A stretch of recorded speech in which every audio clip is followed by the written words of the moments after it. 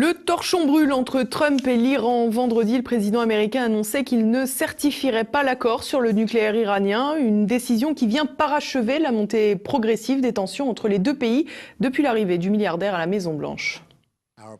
Notre politique est basée sur une évaluation lucide de la dictature iranienne,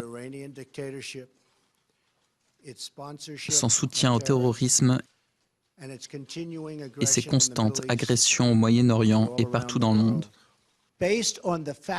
Sur la base du rapport factuel que j'ai avancé, j'annonce aujourd'hui que nous ne pouvons pas et ne ferons pas cette certification. Nous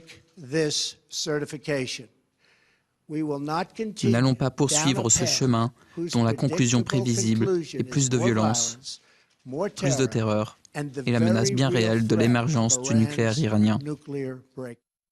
C'est l'un des pires accords que les États-Unis aient signé pour Trump. L'heure est venue d'entamer un nouveau bras de fer avec les Iraniens. Il estime que l'attitude de Téhéran ne lui permet plus de certifier la poursuite de l'accord sur le nucléaire iranien au Congrès. Il avait pourtant concédé à le certifier 2 fois, en avril et en juillet dernier. De son côté, le président iranien Hassan Rouhani estime que le président américain viole les termes de la négociation en le déclarant dictatorial et complice des actions terroristes. Mohammad Javad Zarif, le chef de la diplomatie iranienne, a estimé que les manquements aux accords étaient du côté américain. En réalité, l'Iran considère que Trump, clairement hostile à l'accord signé, tente un coup de force. Pour eux, le président américain ne réagit pas quant au respect du texte, mais reproche tout simplement les termes de l'accord ratifié sous Barack Obama. C'est pour cette raison qu'il menace tout bonnement et simplement d'annuler l'accord. Les accusations de complaisance, voire d'accointance avec le terrorisme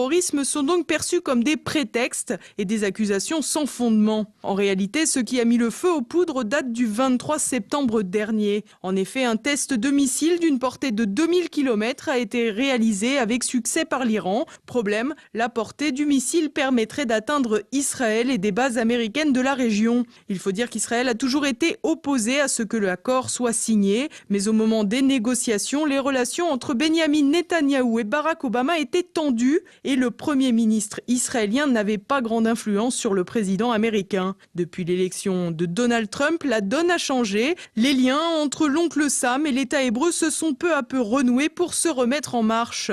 Pour l'ancien secrétaire d'État John Kerry, la décision de Donald Trump est dangereuse et ouvre une crise internationale mettant en danger la sécurité nationale des États-Unis ainsi que de leurs alliés. Pour autant, la manœuvre de Trump est probablement tournée vers sa politique intérieure. Comme à son habitude, le président américain pourrait bien utiliser l'international pour régler ses difficultés avec le Congrès. En effet, en laissant les pouvoirs quant à l'accord iranien à l'institution, il les laisse libres de durcir le ton. Ils ont 60 jours pour décider du retour de sanctions à l'égard de Téhéran, une issue peu probable. En réalité, le Congrès va tenter de durcir les conditions de l'accord avec l'Iran pour obtenir davantage de garanties que celles obtenues dans le texte de 2015 signé avec Obama. Quoi qu'il en soit, l'Iran a déjà fait savoir fin août que si les États-Unis voulaient se retirer du traité, le pays reprendrait sa production d'uranium hautement enrichi. Les autres signataires, l'Allemagne, la France et la Grande-Bretagne notamment, jouent quant à eux la carte de l'apaisement. Après avoir affirmé le maintien du pays dans l'accord, chacun